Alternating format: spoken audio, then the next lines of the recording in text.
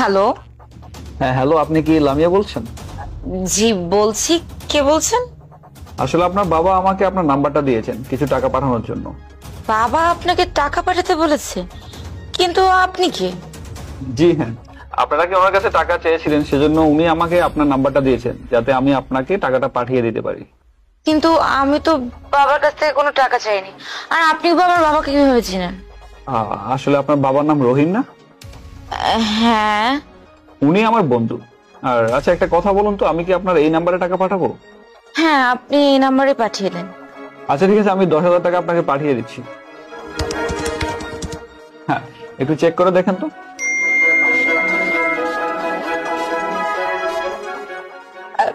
জি uncle, চলে এসেছে। আচ্ছা ঠিক আছে, এখন আমি বাকি 2,000 টাকা পাঠিয়ে দিচ্ছি। ঠিক আছে, আমি চেক করে জানাচ্ছি। ও শিট, আসলে মা আমি তো একটা ভুল করে ফেলেছি। আমি 2,000-এর জায়গায় তোমাকে 20,000 পাঠিয়ে দিয়েছি। আসলে যে তাড়াতাড়ি টাইপ করতে গিয়ে একটা শূন্য বেশি দিয়ে দিয়েছি। হ্যাঁ আঙ্কেল, আমিও দেখলাম 20,000 টাকা চলে এসেছে ভুলে। আচ্ছা তাহলে একটা কাজ করো, তুমি একটু কষ্ট করে আমাকে 18,000 টাকা আবার ব্যাক করে দাও তো। ঠিক আছে আঙ্কেল, আমাকে 2 মিনিট সময় দিবেন, আমি পাঠিয়ে দিচ্ছি। আচ্ছা ঠিক আছে, ধন্যবাদ মা। হ্যাঁ, ভালো থাকো।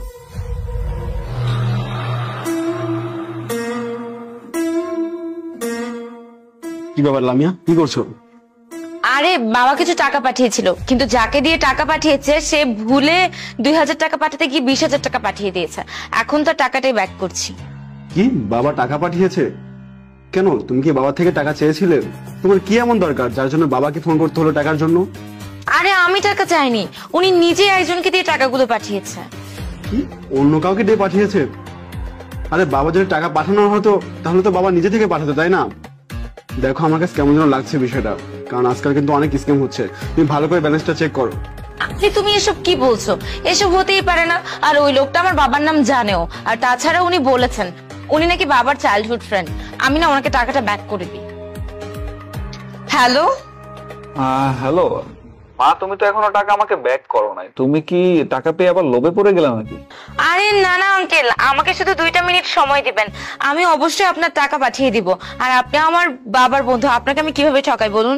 হ্যাঁ, তোমার বাবা অনেক ভালো একটা মানুষ। আমি যত বিপদে পড়েছিলাম ওনার কাছে যতবারই আমি সাহায্য চেয়েছি, উনি সবসময় আমাকে সাহায্য করেছে। হ্যাঁ আঙ্কেল, আপনি আমাকে শুধুমাত্র 2 মিনিট সময় দিন, আমি আপনার টাকাটা পাঠিয়ে দিই। আচ্ছা আচ্ছা ঠিক আছে মা। হ্যাঁ, একটু তাড়াতাড়ি পাঠিয়ে দাও। দেখলে তো, প্রমাণ তো হয়ে গেল। তুমি তো এবার ওনার কথাও শুনলে। সত্যি সত্যি উনি আমার বাবার ফ্রেন্ড, আর এই জন্যই টাকাটা পাঠিয়েছে। আমাকে টাকাটা ব্যাক করতে দাও। আরে শোনো, তুমি তার আগে বাবাকে একবার জিজ্ঞাসা করে নাও যে বাবা টাকা পাঠিয়েছে কিনা বা অন্য কাউকে দিয়ে পাঠিয়েছে কিনা। আরে বাবাকে জিজ্ঞেস করার কি দরকার? আর এমনিতেই কি কেউ কাউকে এতগুলো টাকা পাঠিয়ে দিবে নাকি? আচ্ছা বাবা, ঠিক আছে, জিজ্ঞাসা করার কোনো প্রয়োজন নেই, কিন্তু তার আগে তুমি ব্যালেন্সটা চেক করবা, তারপরে তুমি টাকাগুলো রিটার্ন করো। উফ, ব্যালেন্স চেক করার আবার কি দরকার? দাঁড়াও, আমি তোমাকে টাকার টেক্সট দেখাচ্ছি। এই যে দেখো। এই দেখো, 19,000 টাকা। তোমার ফোনে আগে কত টাকা ছিল? এই টাকাটাই তো ছিল। হ্যাঁ, এই সেম টাকায় থাকবে, কারণ উনি তোমাকে কোনো টাকাই পাঠায়নি। 1 মিনিট, আমি মেসেজটা চেক করি। এই যে দেখেছো, যেটা ভেবেছিলাম সেটাই হয়েছে। আরে যে তোমাকে মেসেজ করেছে এটা একটা ফেক নাম্বার, কারণ তোমাকে যদি টাকা পাঠাতোই তাহলে এখানে ব্যাংকের নাম্বার বা ব্যাংকের অ্যাকাউন্ট শো করতো, কিন্তু উনি একটা পার্সোনাল নাম্বার দিয়ে তোমাকে টাকা পাঠিয়েছে। তার মানে উনি ফেক, উনি তোমার সাথে স্ক্যাম করতে চেয়েছিল। দেখো। আরে বাবা, আমি তো এটা খেয়ালই করিনি। ফোন আসছে, কথা বলো। হ্যালো।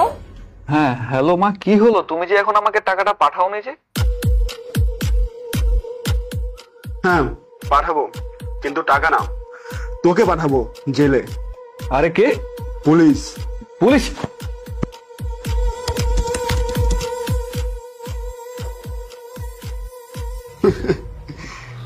দেখলে তো, আমি যেটা বলেছিলাম সেটাই সত্যি হলো, কারণ আজকাল এমন অনেক স্কিম হচ্ছে। হ্যাঁ, তাই তো ভাবছি, ইদানিং মানুষজন কত সূক্ষ্মভাবে স্ক্যাম করছে। আমি তো বুঝতেই পারিনি। তুমি বসো, আমি তোমার জন্য কফি বানিয়ে আনি।